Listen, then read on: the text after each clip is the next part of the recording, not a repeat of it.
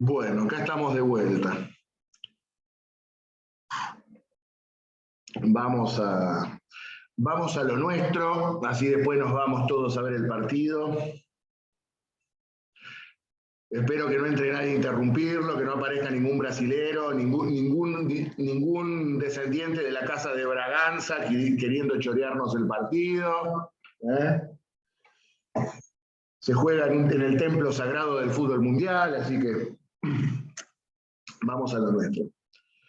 Lo que les venía diciendo del bloque anterior es que tenemos que analizar ahora la Constitución de 1819, dictada en abril de aquel año por el Congreso, que reitero, había comenzado a funcionar en Tucumán, como ya hemos visto, en marzo del 16, y que para enero del 17 ya se encontraba funcionando en Buenos Aires. Es el primer texto constitucional propiamente dicho con el cual ustedes se topan. Hasta este momento hemos visto decretos de carácter constitucional, como los que vimos en el día de ayer. Hemos visto también reglamentos que hemos mencionado muy al pasar, de carácter constitucional, pero la primera constitución con todas las letras es la primera con la que se van a topar. Recuerden ustedes, como sostiene el constitucionalismo, para hablar de constitución tenemos que tener por un lado división de poderes y derechos y garantías por el otro. Pues bien, la Constitución del 19 entonces va a estar dotada de estas dos partes. Ahora antes de analizar el texto de 1819, lo que quiero hacer es hacerles como una guía de qué es lo que tienen que estudiar cuando ustedes se topan con una Constitución. Salvo la del 53, que como es la que rige, la van a estudiar exhaustivamente con el doctor. Pero cuando hablamos de los proyectos anteriores a la entrada en vigencia del texto actual, ¿qué es lo que me interesa que estudien? ¿Qué es lo que necesitan saber de la Constitución? Cuando se topan con el texto de la Constitución, esta Constitución de 1819 son 138 artículos, como podrán suponer, es imposible acordarse los 138 artículos del texto constitucional. ¿Qué es lo que nos interesa que sepan de la Constitución? En primer lugar, lo que tenemos que saber es qué establece con respecto a la forma de Estado. Cuando hablo de forma de Estado, recuerden, me refiero a cómo se distribuye territorialmente el poder. Si hay un único centro de toma de decisiones o hay varios centros de toma de decisiones, si es una constitución unitaria o si es una constitución federal. A esto me refiero cuando me refiero a formas de Estado.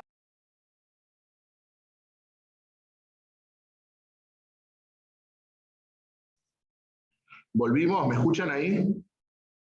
Ahora sí. Sí, sí, se escucha. Qué horrible que anda todo, por el amor de Dios. Lo que les venía diciendo entonces, cuando hablamos de forma de Estado, unitaria o federal, ¿cómo distribuyo territorialmente el poder? Ahora bien, una vez que organicé el Estado, ¿quién gobierna ese Estado? Es decir, si voy a tener una monarquía o si voy a tener una república. Luego, ¿cómo se componen los poderes del Estado? Generalmente, los poderes se desenvuelven sobre la base de la tríada clásica: legislativo, ejecutivo y judicial. ¿Qué es lo que me interesa que sepan de los poderes? ¿Cómo están compuestos? Es decir, ¿quién ejerce los poderes? ¿Quién ejerce el poder legislativo? ¿Quién ejerce el ejecutivo? ¿Quién ejerce el judicial? ¿Cómo se eligen los miembros de los tres poderes y cuánto duran? No me interesa saber si tenían que tener casas, si no tener casas, si ganar tanto, si no ganar tanto, si tener que ser abogado o no ser abogado, ser esto, ser el otro. Así, esquemático como yo les digo. ¿Podría repetir, por favor, cómo se compone, cómo se eligen ¿Y cuánto duran?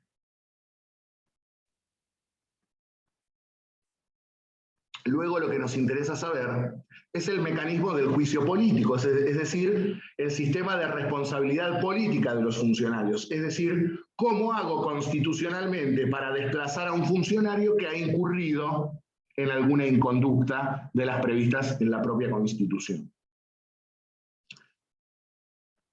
Y luego, si puedo reformar o no la Constitución, el mecanismo de reforma. Y por último, lo que tenemos que estudiar es el sistema de derechos y garantías. Como yo he anticipado en la clase de ayer, como ya hemos analizado y estudiado el decreto de seguridad individual, no necesito explicarlo de nuevo todo lo de los derechos y garantías. Sucintamente me remito a lo que vimos con el decreto de seguridad individual. Si saben esas garantías, saben prácticamente las garantías de todas las constituciones. Podrá haber alguna más o alguna menos, pero ya con el decreto de ayer lo tenemos cubierto. Luego van a estudiar en profundidad las garantías con Carlos cuando vean el artículo 18 de la Constitución actual. Entonces, este es el esquema que ustedes tienen que seguir para estudiar la Constitución. Ahora lo que voy a hacer es darle contenido a este esqueleto que les acabo de dar. ¿Qué dice la Constitución con respecto a la forma de Estado? ¿Qué dice con respecto a la forma de gobierno? ¿Cómo están estructurados los poderes? ¿Cómo es el juicio político? ¿Cómo es el mecanismo de reforma? Vamos al primer ítem, forma de Estado. Bien. ¿Qué les parece que podrá ser esta Constitución? ¿Unitaria o federal?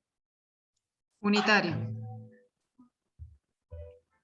La lógica indica eso, tendría que ser unitaria por el proceso político que se venía viviendo, el centralismo impuesto. Tendría que ser unitaria, pero es federal, ¿no? Bueno, El actual es federal.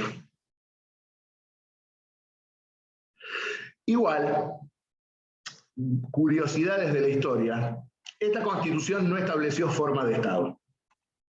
Es decir, la Constitución no dice nada, no nos dice nada. Con lo cual, si ustedes me dicen en el examen, no establece forma de Estado, listo, perfecto, se los tomo válido. Si me dicen que es unitario, si me dicen que es federal, me van a tener que justificar por qué. Pero ya no es porque hagamos una interpretación de la Constitución que no dice nada, sino porque hacemos una valoración personal del proceso político. Es una exégesis política. Yo concuerdo con la compañera que dijo que es una Constitución unitaria. Pero no porque lo diga el texto, sino que de un análisis global de la Constitución es lo que podemos concluir. ¿Por qué digo esto? Porque en ningún momento menciona a las provincias como entes de derecho público, en ningún momento menciona a las provincias como sujeto de derecho público. En consecuencia, tengo que deducir que estamos ante una Constitución unitaria. Sin embargo, reitero, el texto no nos dice nada. Ahí, ¿bien? No establece ninguna. Pero deducimos que es unitaria o centralista porque en ningún momento menciona a las provincias. Para los que quieran decirme que es federal, se les va a complicar tener que justificarlo. Por eso, la fácil, tiramos la pelota afuera, no dice nada. Ahora, si van a optar por una u otra, me tienen que explicar por qué. Lo propio va a ocurrir con la forma de gobierno. Pensemos, estamos en plenas tratativas monárquicas, ¿verdad? Por lo tanto, ¿qué forma de gobierno va a establecer la Constitución? De monarquía constitucional. Bien. Ahora, para tener una monarquía constitucional, ¿qué tengo que tener? Un rey y una constitución. Bien, vamos a tener un serio problema acá. La Constitución no puso rey. No hay rey en esta Constitución. Por lo tanto, ya les anticipo, no es monárquica. Pero tenemos el mismo problema que con la forma de Estado. No dice nada. Porque hoy nuestra Constitución es categórica. En el artículo 1, el texto del 53 lo dice: la nación adopta para su gobierno la forma representativa, republicana y federal. Ya, primera declaración del constituyente. Es republicana y es federal. El texto del 19 no dice nada, ni con respecto a la forma de Estado, ni con respecto a la forma de gobierno. La mayoría de los libros dicen lo que sostiene la compañera, que es monárquica, porque encuadran la Constitución dentro del proceso político que se vivía. La lógica que indica que si querían coronar al rey, la Constitución tenía que ser monárquica.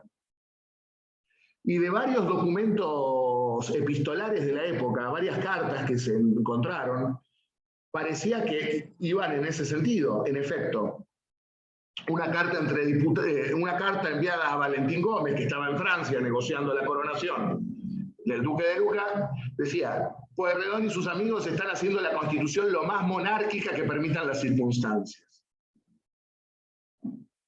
Ahora bien, si esto era lo más monárquico que podían hacer, no se esforzaron mucho, porque elemental, Watson, para hablar de monarquía tengo que tener rey, y no pusieron un rey en la Constitución.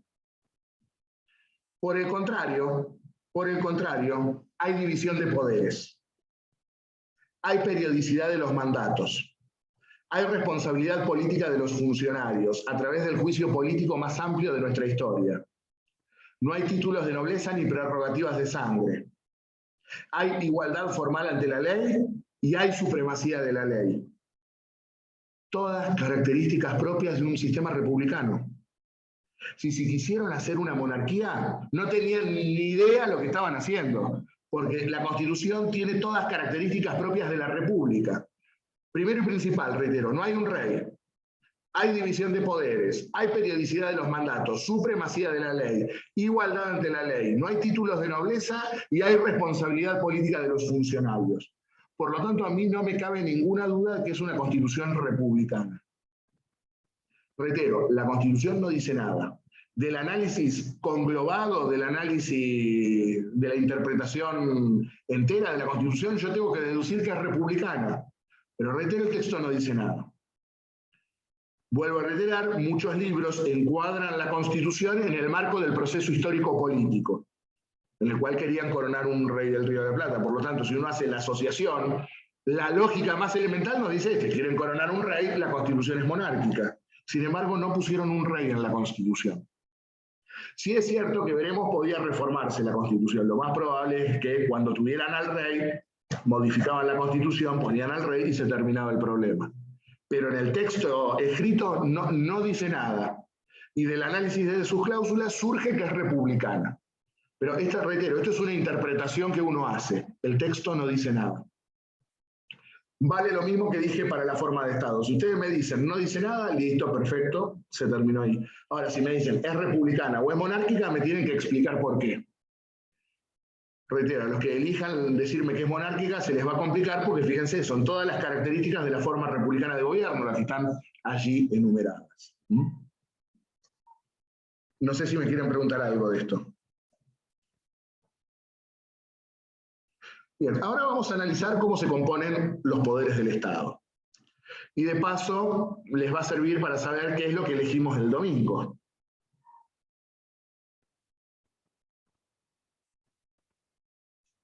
¿Por qué digo esto? ¿Quién ejerce el poder legislativo? Lo ejerce el Congreso de la Nación. El poder legislativo lo ejerce el Congreso. Y el Congreso va a ser bicameral. ¿Qué significa esto? Que está dotado de dos cámaras. Una Cámara de Diputados o representantes y una Cámara de Senadores. Vamos con, en el primer análisis, reitero, el legislativo es el Congreso. El legislativo son las dos cámaras del Congreso. Porque después en el examen le pregunto, bueno, ¿quién ejerce el legislativo? Los diputados. Bueno, los diputados y los senadores, el Congreso de la Nación. Y el Congreso es bicameral, compuesto por dos cámaras, una de diputados o representantes y el Senado o Cámara de Senadores. ¿Cómo está compuesta la Cámara de Diputados? Por diputados, valga la redundancia. Cámara de Diputados, ¿quiénes van a integrar la Cámara de Diputados? Los diputados. ¿Y cómo se eligen los diputados? Los diputados son elegidos directamente por el voto popular. En forma proporcional a la población. Es decir, se elige un diputado por X cantidad de pobladores. Y se elige por provincia. Nosotros, en Provincia de Buenos Aires, en estas primarias, se deslindan las candidaturas para ocupar las 35 bancas que se ponen en juego.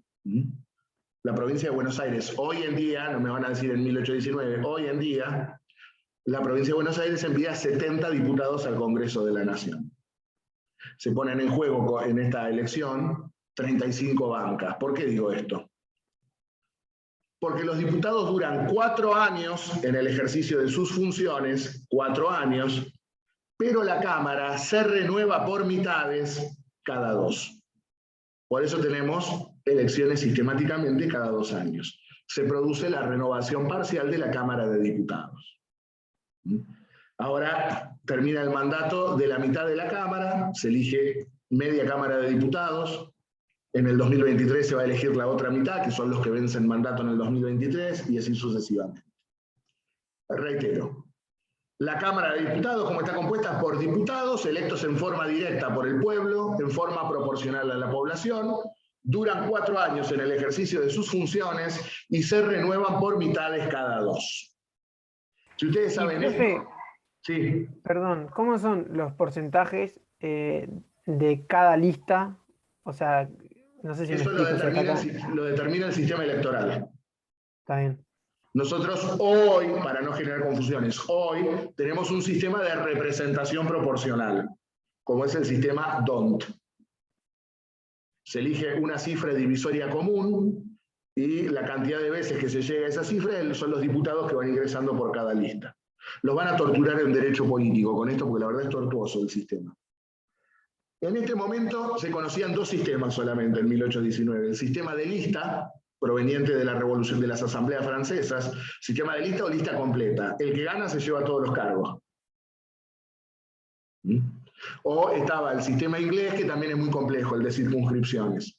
Acá lo que se conoció siempre, por lo menos hasta el año 1904, fue el sistema de lista completa. Pero no quiero meterme en el sistema electoral porque es algo propio más del siglo XX que de ese entonces. Lo que sí les iba a decir es que si ustedes se aprenden esto, diputados electos en forma directa por el pueblo, duran 4 años y se renuevan por mitades cada 2, saben todas las cámaras de diputados de todas las constituciones, desde esta hasta la actual. Por eso traje el ejemplo actual, porque esto es lo que se pone en juego el domingo para seleccionar los candidatos y en noviembre para ya elegir directamente los ocupantes de las bancas. Reitero, diputados electos en forma directa por el pueblo, duran 4 años en su mandato y la Cámara se renueva por mitades cada 2. Y a la Cámara de Diputados le corresponde la iniciativa legislativa en materia de contribuciones, es decir, impuestos. Cuando hablo de iniciativa legislativa, ¿a qué me estoy refiriendo? Que los proyectos referidos a impuestos sí o sí deben iniciarse en la Cámara de Diputados. Esto viene ya desde los tiempos de la Carta Magna Inglesa de 1215. Precisamente el derecho anglosajón acuñó el término no taxation without representation, es decir, no hay imposición sin representación. Los impuestos deben ser debatidos, votados e impuestos por los representantes del pueblo. Porque en este sentido, en el sistema bicameral, quien ostenta la representación popular, aquellos que representan al pueblo, son los diputados. El Senado no representa al pueblo, representa otra cosa.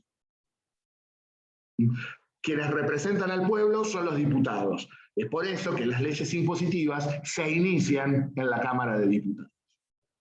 ¿Vamos hasta acá? Bien. Vamos, si no hay preguntas, paso al Senado.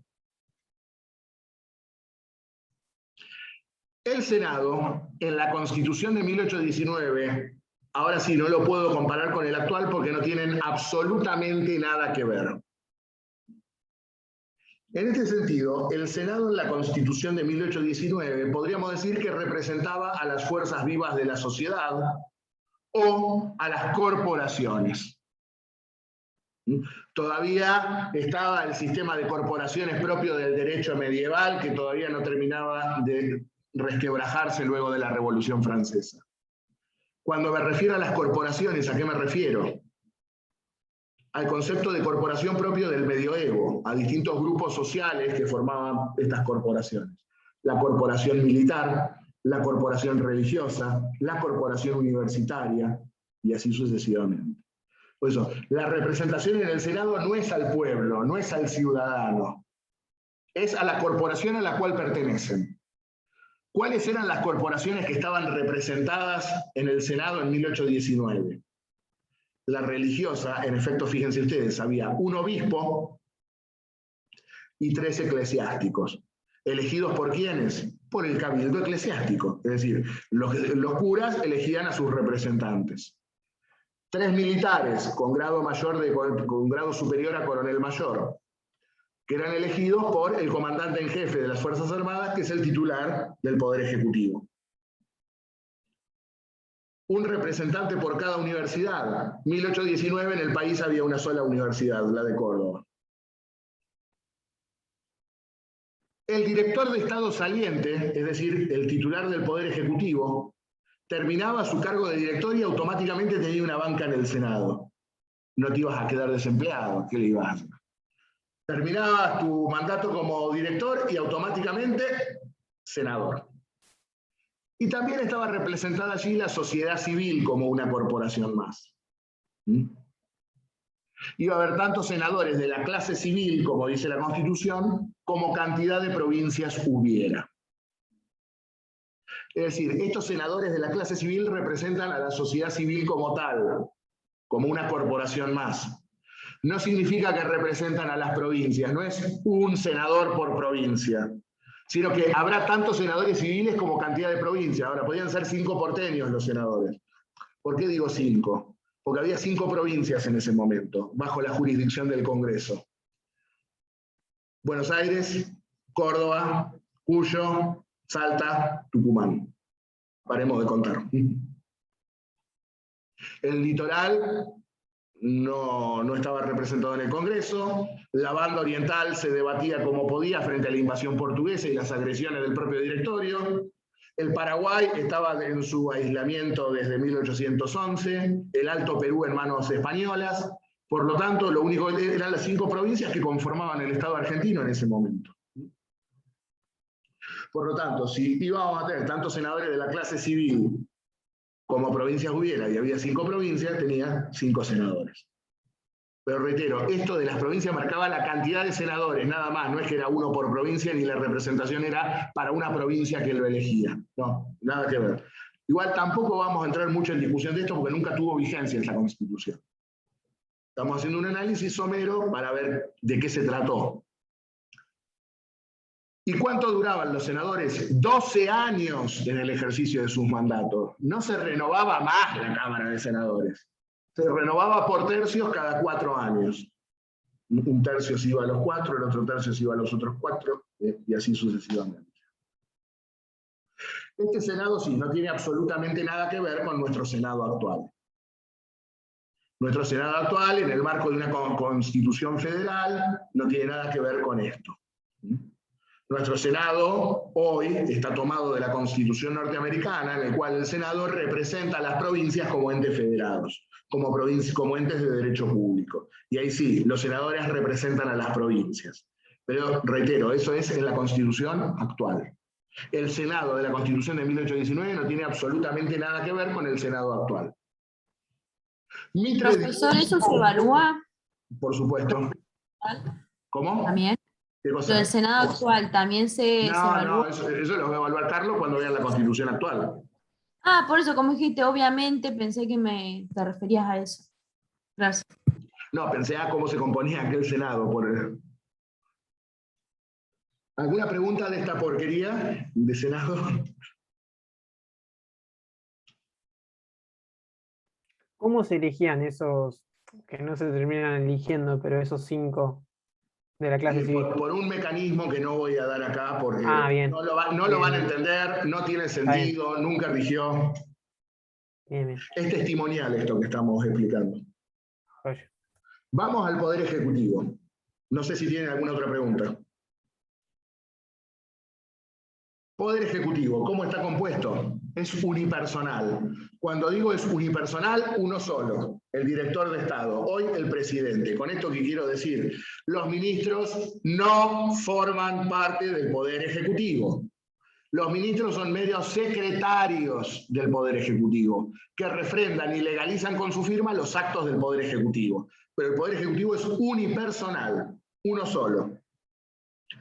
1819, veníamos con la figura del directorio. ¿Qué hizo la Constitución? Puso un director de Estado. El Poder Ejecutivo lo ejerce un director supremo de Estado. ¿Cómo se elegía el director de Estado? En forma indirecta. Era una elección de segundo grado. ¿Por qué? Porque lo elegía el Poder Legislativo, lo elegía el Congreso. El Congreso, por mayoría, elige al director de Estado. ¿Por qué digo indirecta o de segundo grado? Porque el pueblo elige a los diputados y los diputados, junto a los senadores, elegían al director. Hay una elección indirecta. Yo elijo al que va a elegir. ¿Mm? ¿Podía ser reelecto el director de Estado? Una vez. Pero necesitaba, para ser reelecto, mayoría agravada en el Congreso, los célebres 2/3. Para ser director por primera vez, la mitad más uno del Congreso. Para ser elegido por segunda vez, 2/3, mayoría agravada. ¿Y cuánto duraba el director de Estado? 5 años. ¿Qué ocurre en caso de acefalía? Acefalía es cuando se da el caso de ausencia, destitución o muerte del titular del Poder Ejecutivo. La Constitución no previó la figura de un vicedirector. No había vicedirector. Con lo cual, en caso de acefalía, quien reemplaza al director es el presidente del Senado. Presidente del Senado elegido por el propio cuerpo. El Senado elige su propio presidente. Y el presidente del Senado ocuparía el Ejecutivo hasta que se produjese una nueva elección, es decir, asume y tiene que convocar elecciones si la cefalía es definitiva, es decir, si renunció, si lo destituyeron o se murió, o hasta que se reintegre el director, si se tomó vacaciones, si está enfermo, si es provisoria la ausencia. ¿Se entiende esto? Bien. Este es el Ejecutivo. Vamos ahora al Poder Judicial. ¿Y quién ejercerá el Poder Judicial? El Poder Judicial es ejercido por una alta Corte de Justicia, hoy diríamos Corte Suprema. Me es indistinto que me digan alta Corte o Corte Suprema, es lo mismo. Alta Corte de Justicia y tribunales inferiores. Vuelvo a reiterar, el Poder Judicial lo ejerce una alta Corte de Justicia y tribunales inferiores. Y fíjense cómo lo digo, una alta Corte de Justicia y tribunales inferiores a la Corte. ¿Cómo estaba compuesta la Corte? Por 7 jueces y 2 fiscales. ¿Por qué aclaro esto? Porque después en el examen les pregunto, ¿cómo estaba compuesto el Poder Judicial? 7 jueces y 2 fiscales. No, esa es la composición de la Corte. La Corte sola no es el Poder Judicial. El Poder Judicial es la Corte más los tribunales inferiores a la Corte. Y la Corte, sí, estaba compuesta por 7 jueces y 2 fiscales. ¿Cómo se eligen los jueces? Igual que hoy. Los elige el Poder Ejecutivo con acuerdo del Senado. Si bien hoy tenemos un paso antes en el Consejo de la Magistratura, el sistema de designación sigue siendo igual. Elige uno al presidente y necesita el acuerdo del Senado. En ese momento los elegía el director con acuerdo del Senado. ¿Y cuánto duran los jueces? El gran debate, ¿cuánto duran los jueces? Las constituciones del siglo XIX, las constituciones que respondían al paradigma del constitucionalismo clásico o liberal, consideraban que había que dotar al sistema de seguridad jurídica. Para dotar al sistema de seguridad jurídica consideraban que los gobiernos debían pasar, pero los jueces debían quedar. ¿Para qué? Para consolidar una interpretación jurisprudencial. Los jueces tienen nada más ni nada menos en sus manos que la interpretación del derecho. Son los encargados de decir y darle significado a la norma dictada por el Poder Legislativo. Por lo tanto, para darle estabilidad a un sistema, no está bueno cambiar a los jueces sistemáticamente. Porque hoy una composición te dice esto es así, otra composición te dice esto es de otro modo.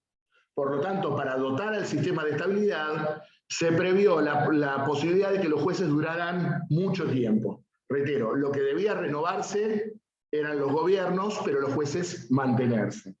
Y a su vez había que dotar a los jueces de estabilidad, para que no quedaran merced a presiones de gobierno alguno. Votás como yo quiero o te echo.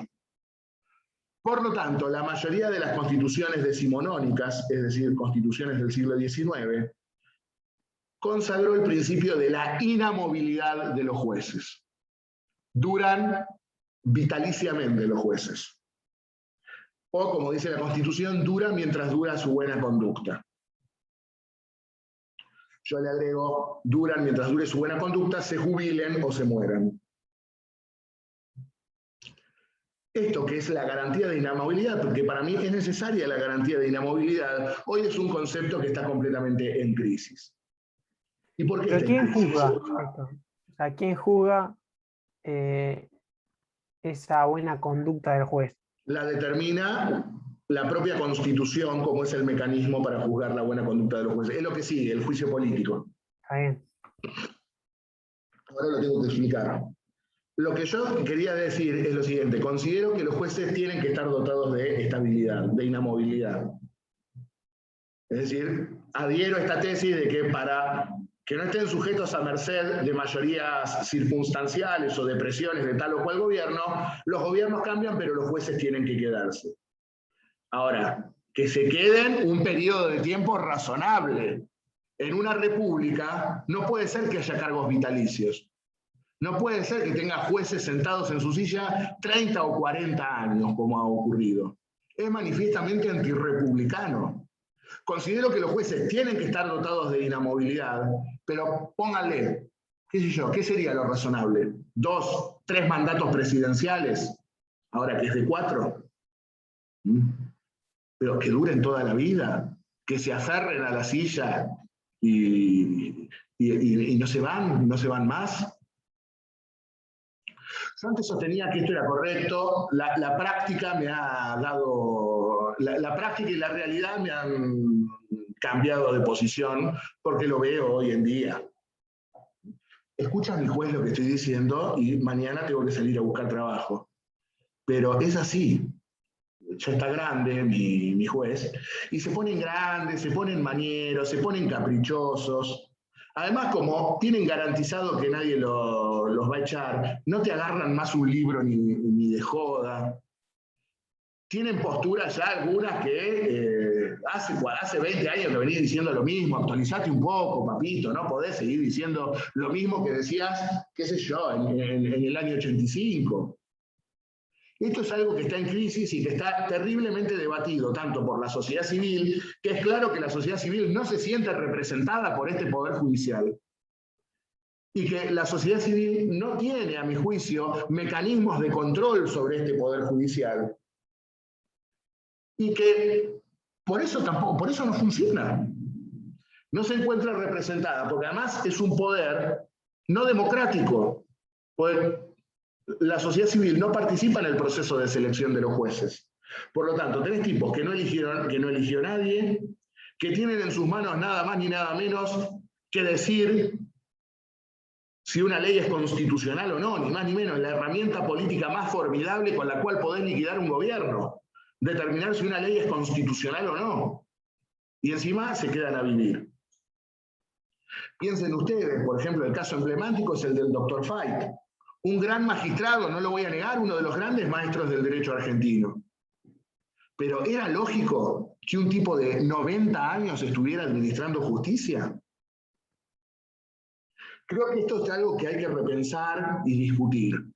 Todos los actores que componemos la sociedad, tanto los que nos dedicamos a esto, los abogados, los profesores universitarios, los especialistas en derecho constitucional, pero hay que abrir el juego a la participación ciudadana también. El sistema así como está es claro que no funciona. Me dicen a mí, yo no tengo la solución. Yo tengo claro cuál es el diagnóstico, cuál es el problema. Ahora, ¿cuál sería la mejor solución? No lo sé. Uno puede tirar ideas y ver cómo se van poniendo en marcha y si funcionan o no. Es muy difícil, sinceramente. Muy difícil. Pero es así, dura mientras dure su buena conducta. Ahora, ¿cómo determino si han incurrido o no en mala conducta? Y esto vale no solamente para los jueces, sino para todos los funcionarios públicos. Tenemos un sistema de responsabilidad política llamado juicio político. El juicio político es el mecanismo constitucional para destituir a un funcionario elegido en forma constitucional, valga la redundancia. Esta Constitución tuvo el juicio político más amplio de toda la historia constitucional argentina por la variedad de sujetos que podían ser sometidos a juicio político. Ahora lo vamos a analizar. En primer lugar, ¿quién es el encargado de sustanciar el juicio político? El Congreso de la Nación, el Poder Legislativo. Es quien tiene en sus manos velar por la conducta de los funcionarios públicos. En un sistema bicameral como el nuestro, una cámara es la encargada de constituirse en fiscal, es decir, recabar las denuncias y acusar en juicio político, y la otra cámara se coloca en carácter de juez. Es la que tiene que juzgar si ha habido conducta o no y dictar la sentencia de destitución. ¿Quién acusa? La Cámara Baja, la Cámara de Diputados. ¿Quién juzga? El Senado. La Cámara de Diputados, para formular la acusación, requiere los 2/3 votos de sus miembros. Una mayoría muy alta, casi difícil de alcanzar. Es muy difícil destituir a alguien por juicio político. Vayan sabiéndolo. Me sobran los dedos de la mano para contarles los juicios políticos que llegaron a algo. Y el Senado, para destituir al funcionario, también necesita los 2/3 de los votos. Si consideran que es culpable por una mayoría menor, zafó el funcionario. Con lo cual queda herido de muerte igualmente, porque no llegó a la mayoría necesaria para ser destituido, pero la credibilidad del funcionario queda completamente corroída porque hay una mayoría que está diciendo que tendría que haber sido destituido. Pero bueno, son las mayorías constitucionales, 2/3 para acusar en diputados, 2/3 para destituir el Senado. Y ¿Esto es así ahora? Esto se sigue ¿Esto es así ahora? Sí. Lo que cambia es quiénes son los sujetos que están comprendidos en el juicio político. Reitero, la Constitución del 19 previó el juicio político más amplio de toda nuestra historia constitucional. Los miembros de los 3 poderes del Estado, es decir, director, diputados, senadores y jueces, pero además agregó embajadores y ministros plenipotenciarios, ministros del Poder Ejecutivo, obispos o arzobispos. ¿Qué tienen que hacer los curas acá? Obispos y arzobispos.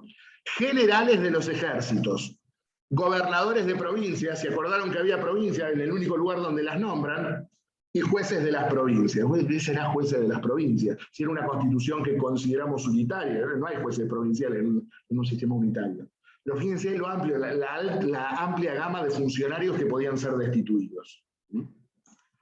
Ahora, ¿cualquier inconducta es causal de juicio político? No. Son aquellas que están expresamente previstas en la Constitución. No cualquier payasada es juicio político. Puede ser una ridiculez, puede ser algo que te genere un alto costo político, puede ser una barbaridad desde el punto de vista moral y ético, pero no necesariamente causal de juicio político. ¿Cuáles son las causales? Traición. ¿En qué consiste la traición? Alzarse en armas contra la patria. Esa es la traición. Pues son conductas tipificadas, no es cualquier cosa. Nos falta menos de un minuto, así que no lo voy a terminar ahora, así que cortamos acá para que no quede las causales por la mitad. Lo vamos a terminar esto de ver el día miércoles que viene. Terminamos el juicio político y ya casi terminamos la Constitución del 19.